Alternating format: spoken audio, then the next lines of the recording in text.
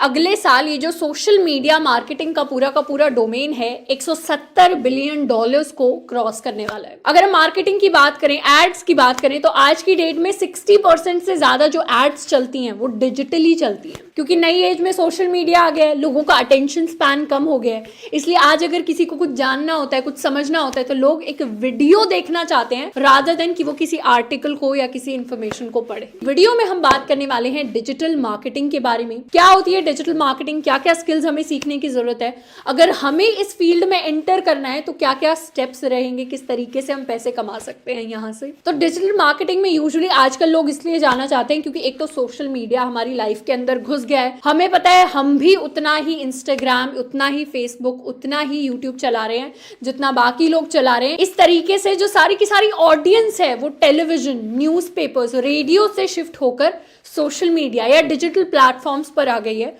और ब्रांड्स के लिए आज के डेट में काफी इंपॉर्टेंट हो गया है कि वो सही जगह पर जाकर अपने ब्रांड को मार्केट करें और लोगों के साथ कनेक्ट कर पाए। अब इसके साथ साथ डिजिटल मार्केटिंग बहुत ज्यादा बूमिंग फील्ड है, जिसमें काफी वायबल ऑप्शंस हमें दिखते हैं करियर वाइज, क्योंकि आप सोशल मीडिया मार्केटिंग एक्सपर्ट बन सकते हैं, एसईओ एक्सपर्ट बन सकते हैं। तो इतने लाखों जॉब्स निकल कर आ रहे हैं डिजिटल मार्केटिंग की वजह से, जो शायद टेक्नोलॉजी का one of the best parts हैं। एक और एडिशनल बेनिफिट ये है कि कॉलेज स्टूडेंट्स को अगर फ्रीलांसिंग शुरू करनी है तो ये एक ऐसी स्किल है जिसमें वो फ्रीलांस कर सकते हैं, काफी सारे वो पैसे कमा सकते हैं शुरुआत में पॉकेट मनी की तरह, पर इसको अगर वो एक एक्चुअल फुल टाइम चीज में, फुल टाइम जॉब में कन्वर्ट कर लें तो काफी लाखों रुपए की जो अमाउंट है वो यहाँ से भी आ सकती है if you are skilled enough. तो आज की डेट में काफी इंपॉर्टेंट हो जाता है एक कॉलेज स्टूडेंट के लिए, साथ के साथ उन लोगों के लिए जो टेक्नोलॉजी से किसी ना किसी तरह एसोसिएटेड है, ये जानना कि डिजिटल मार्केटिंग एक्चुअली होती क्या है। डिजिटल मार्केटिंग को बिल्कुल सिंपल टर्म्स में गिराकर बोले तो ये होता है किसी भी चीज की एड चलाना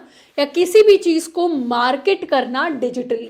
यानी ऑनलाइन प्लेटफॉर्म्स पर आप किसी भी चीज को मार्केट कर रहे हैं, किसी की एड चला रहे हैं, ब्रांड अवेयरनेस कर रहे हैं, तो उसी को हमने डिजिटल मार्केटिंग का नाम दे दिया है। अब डिजिटल मार्केटिंग काफी तरीके की हो सकती है, या तो हम सर्च इंजन पर काम कर सकते हैं, यानी जो भी हम गूगल सर्च करते हैं चीजें, कौन सी चीजें ऊपर आए, कौन से कीवर्ड से हमारी वेबसाइट ऊपर जाएगी पेज के ऊपर और ज्यादा क्लिक्स बढ़ेंगे हमारी वेबसाइट पर, उस तरीके की भी मार्केटिंग हो सकती है। वेबसाइट्स की भी मार्केटिंग हो सकती है। सोशल मीडिया भी डिजिटल मार्केटिंग के अंदर आता है कि कितने लोगों को हम लिंक्डइन के थ्रू, यूट्यूब के थ्रू, फेसबुक के थ्रू, इंस्टाग्राम के थ्रू अपने प्रोडक्ट की तरफ ला पा रहे हैं। ईमेल मार्केटिंग भी होती है जिसमें काफी सारे ब्रांड बहुत सारे कंज्यूमर्स को, क्लाइंट्स को ईमेल्स भेजते हैं अपने प्रोडक्ट के बारे में बताते हुए कौन सी ईमेल स्पैम में चली जाएंगी, कौन सी नहीं जाएंगी, कौन सी ईमेल्स इतनी अच्छी होंगी कि उनको एक्चुअली कोई यूजर खोलकर पढ़ेगा। साथ में हमारे पास ऐप मार्केटिंग भी आती है। तो इस तरीके से अलग अलग तरीके की मार्केटिंग है जो हम डिजिटल प्लेटफॉर्म्स पर जाकर कर सकते हैं और जिनको हम खुद भी एक्सपीरियंस करते होंगे। अब जब भी हम किसी चीज़ के बारे में सर्च करते हैं, आप कुछ जैसे अगर आप शूज़ के बारे में सर्च करेंगे कभी कभी, तो आप नोटिस करेंगे कि ऊपर मिंत्रा जैसी वेबसाइट्स आ जाती हैं, ऊपर अमेजॉन जैसी वेबसाइट्स आ जाती हैं। क्यों? क्योंकि इन लोगों ने सिर्फ एड्स पर नहीं, एसईओ यानी सर्च इंजन ऑप्टिमाइजेशन पर भी काम किया है कि कौन से कीवर्ड से यूजर ज़्यादा अट्रैक्टेड होता है, उस हिसाब से वो कीवर्ड्स यूज़ किए जाए, वो कंटेंट यूज़ किया जाए और रेलेवेंट लिंक्स दूसरी वेबसाइट के यूज किए जाएं ताकि हम सर्च में ऊपर आ सके। अब यहाँ पर सवाल ये आता है कि हमारे पास न्यूज़पेपर हुआ करते थे, हमारे पास टीवी हुआ करता था, रेडियो हुआ करता था, तो इतने सारे ट्रेडिशनल मीडिया थे, तो हम डिजिटल मार्केटिंग की तरफ क्यों शिफ्ट हुए? डिजिटल मार्केटिंग की तरफ इसलिए शिफ्ट हुए क्योंकि डिजिटल मार्केटिंग हमारी ट्रेडिशनल मार्केटिंग से बेटर होती है। कुछ ऐसे फैक्टर्स होते हैं जो ट्रेडिशनल मार्केटिंग हमें नहीं दे पाती। मतलब एक न्यूज़पेपर में हम ऐड निकालें, एक मैगजीन में ऐड निकालें, एक टीवी पर ऐड निकालें, उससे बेटर है कि हम डिजिटली अपनी ऐड को प्लेस करें। कैसे? सबसे पहला फैक्टर आता है लार्ज ऑडियंस। अब सोशल मीडिया या फिर digital platforms, Google, Amazon, Facebook, ये हमें जितनी बड़ी ऑडियंस देंगे उतनी शायद ही हमें कोई न्यूज़पेपर दे पाएगा, उतनी शायद ही हमें कोई छोटे बड़े टीवी चैनल्स तो दे सकते हैं पर छोटा टीवी चैनल हमें नहीं दे पाएगा। तो हमें काफ़ी तरीके की ऑडियंस एक साथ ऑनलाइन डिजिटली मिल जाती है गूगल, फेसबुक जैसे प्लेटफॉर्म्स पर, इसीलिए वहां पर ऐड निकालना अच्छा है। दूसरा है ऑडियंस टारगेटिंग। अब मान लीजिए हमें एक ऐड निकालनी है, हम ऐड निकालते हैं अपने दूरदर्शन पर पूरी की पूरी ऐड चल रही है और पूरा देश उस ऐड को बैठकर देख रहा है, या फिर रीजनल ऐड निकाल देते हैं, जैसे राजस्थानी न्यूज़ का चैनल है तो उस पर हमने ऐड निकाल दिया और अब उसको पूरा का पूरा राजस्थान बैठकर देख रहा है। अब इस केस में क्या हुआ, वो ऐड बहुत सारे ऐसे लोगों ने देखी होगी जो रेलेवेंट भी नहीं है उस ऐड को देखने के लिए। मतलब क्या पता वो हमारे एक्चुअल कस्टमर्स हो नहीं हो, वो उस चीज में इंटरेस्टेड हो नहीं हो। मान लेते हैं आप कोई प्रोडक्ट लॉन्च करना चाहते हैं और उस प्रोडक्ट को आप नॉर्थ इंडिया के अंदर लॉन्च कर रहे हैं, लेकिन अगर आपको अब टीवी पे ऐड चलानी है तो वो उस ऐड को अब बहुत सारे लोग अपने पूरे नेशन वाइड में देख रहे होंगे।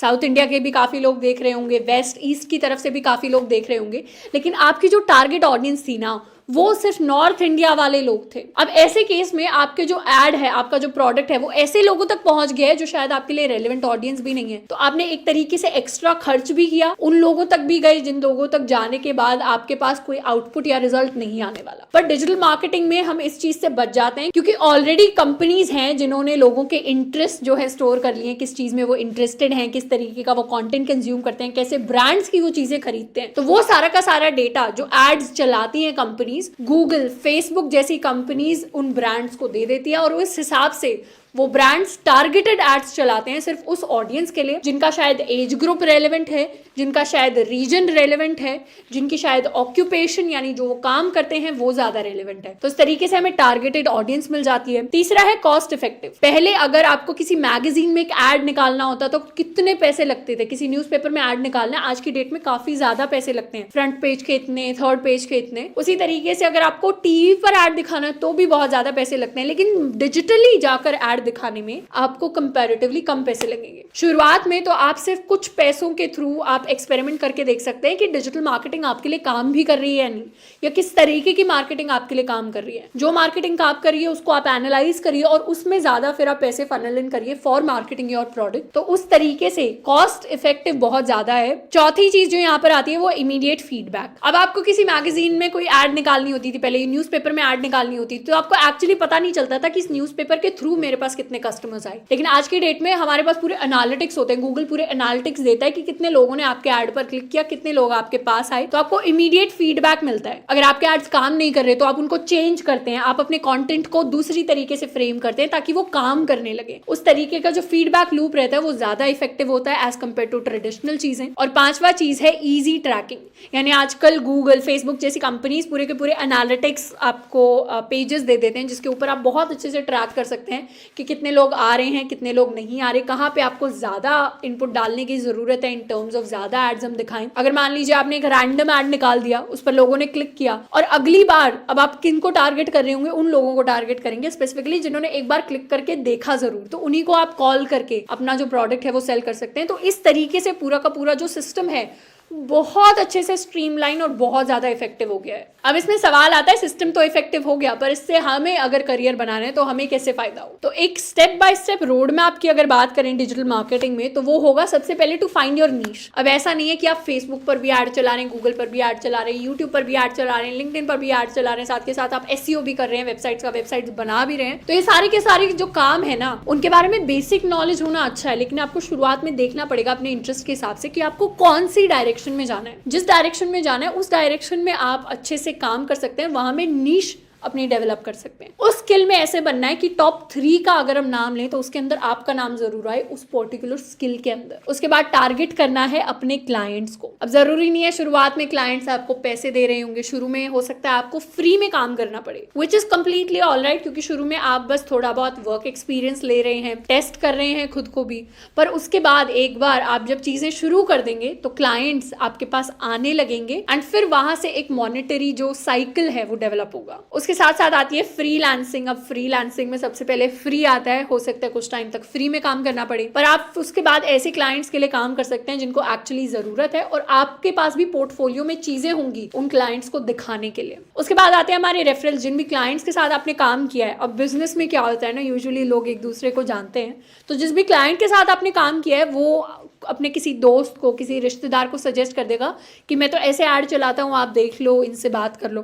तो इस तरीके से रेफर हो जाते हैं लोग, नेटवर्क बिल्ड हो जाता है। और उसके साथ आती है कंसिस्टेंसी। अब सोशल मीडिया जो है वो हाईली वॉलेटाइल एक प्लेटफॉर्म है जिस पर चीज़ें चलती रहती हैं, कोई नई वेव ऑफ ट्रेंड्स आती हैं, तो इसीलिए काफ़ी इंपॉर्टेंट है कि डिजिटल स्पेस में अगर हम काम करें तो हम कंसिस्टेंट रहें, रोज अपनी स्किल्स को डेवलप करें, रोज ग्रोथ लें। अब इस करियर में एक्सेल करने के लिए आपको जो स्किल्स चाहिए होंगी उसमें से सबसे पहला, you should be good with social media. Since हम डिजिटल स्पेस की बात कर रहे हैं तो ऐसा तो है नहीं कि हमें आदत है न्यूज़पेपर पढ़ने की, दिन के 6 घंटे हमें न्यूज़पेपर पढ़ना पसंद है, लेकिन हम ऐड निकालना जा रहे हैं अपने फेसबुक पर।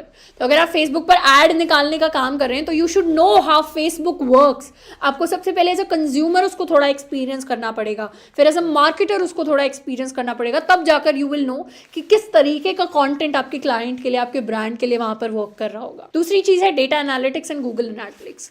अब जितने भी एनालिटिक्स आते हैं, हम जिन भी प्लेटफॉर्म्स पर ऐड निकाल रहे हैं, वहां से जो जो डेटा हमारे पास आ रहा है उसको हमें समझना आना चाहिए, उससे कैसे वैल्यूएबल इंफॉर्मेशन निकालनी है वो हमें आना चाहिए। वो आता है तो फिर वहां से जो भी इंफॉर्मेशन आएगी उसको हम खुद को इंप्रूव करने में लगा सकते हैं। तीसरी चीज है कि बेसिक HTML हम सीख लें, वर्डप्रेस सीख लें। यहाँ पे हार्डकोर कोडिंग किसी को नहीं करनी है, बस ये है कि अगर आप SEO ऑप्टिमाइजेशन जैसी चीजों में जाना चाहते हैं तो आपको पता होना चाहिए बेसिक HTML कैसे काम करती है, या फिर वर्डप्रेस से वेबसाइट्स कैसे बनाते हैं, वेबसाइट में चीज़ें किस तरीके से, कीवर्ड्स किस तरीके से करते हैं, तो वो सारा प्रोसेस हमें पता होना चाहिए। साथ के साथ बेसिक डिज़ाइन सेंस हमारे अंदर होनी चाहिए कि चीज़ों को कैसे डिज़ाइन करना है। अगर हम कंटेंट राइटिंग भी करते हैं तो अपने ब्लॉग्स के अंदर हमें पता हो कि ऊपर कौन से पैराग्राफ्स रखने हैं, नीचे कौन सी इन्फॉर्मेशन रखनी है। अगर हम पोस्ट बनाते हैं या फिर वीडियो कंटेंट बनाते हैं तो उसमें हमें पता हो चीज़ें कैसे रखनी है। तो वो एक बेसिक डिज़ाइन सेंस कि लोगों को क्या अच्छा लगेगा, क्या नहीं अच्छा लगेगा, वो हमारे पास हो तो वो एक प्लस पॉइंट होगा।